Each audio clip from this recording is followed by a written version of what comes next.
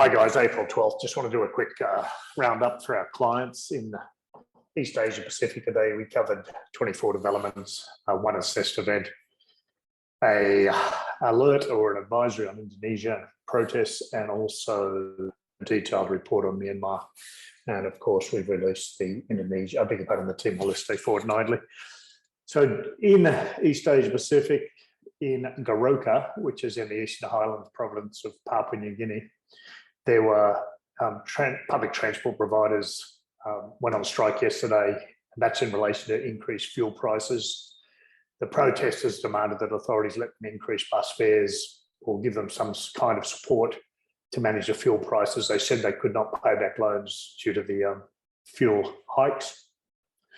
Also in East Asia Pacific of interest is there's been sporadic protests in Indonesia yesterday, including in Kendari in Southeast Sulawesi, in Makassar in South Sulawesi, also in Sumeneb in East Java, also within a couple of locations within Jakarta, as well as in Bali, also in Padang, Bandung, Samarinda, Palembang and Ambon across West Java. So fundamentally, what this is about is it's in protest against President Joko Widodo's surreptitious move. Whether he's involved or not doesn't really matter. He's not turning it off, and that is to try and extend his tenure beyond that is laid out for 2 terms in the constitution for the president. It's also against the rising prices of necessities, basic foodstuffs essentially, but also cooking oils. Also, I'm just going to cover off a couple of other issues.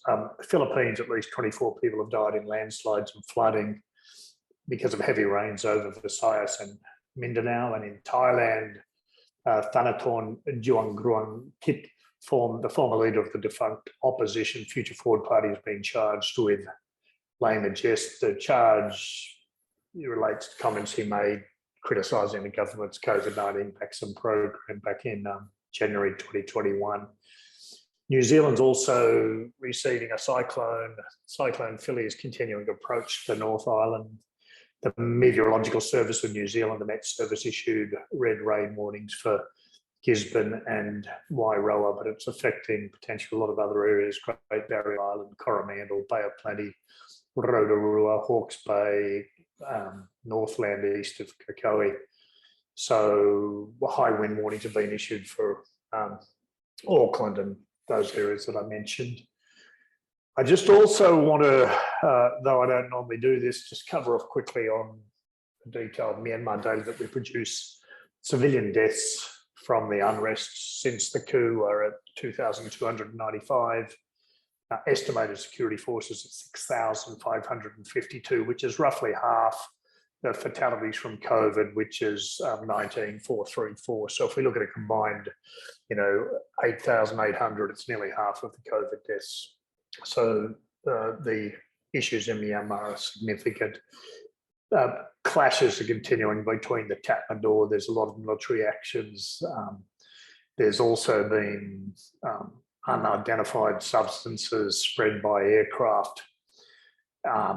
There's been a lot of explosions occurring in Yangon itself, and and various resistance groups are offering, stating that people should travel on certain roads where they're conducting operations, which of course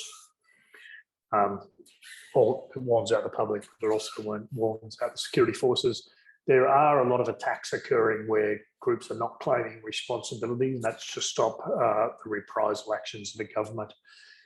That's enough for East Asia Pacific, I think. Uday, over to you for South Asia. Thanks a lot, Paul. So in South Asia today, we covered 15 events. We assessed 2 events, and I'd like to talk about Pakistan. So yesterday, the leader of the Pakistan Muslim League, Nawaz, was elected as the 23rd Prime Minister. And we've been covering this issue, and we've talked about the instability. So as we assessed, the opposition, Pakistan Tehreek-e-Insaf, which supports Imran Khan, has announced a series of nationwide public rallies and demonstrations across the country. It will start in Peshawar tomorrow, and they'll protest in Karachi and feasibly the other cities like Lahore, Islamabad, and Rawalpindi also. So businesses that are operating there just need to know that just because a new prime minister has been elected, it doesn't mean that the situation has gotten much better at the moment. It's still quite tense, and there is a renewed threat from the terrorist Tehreek-e-Taliban Pakistan. So with that, I'll end for South Asia, and that's a wrap for APAC.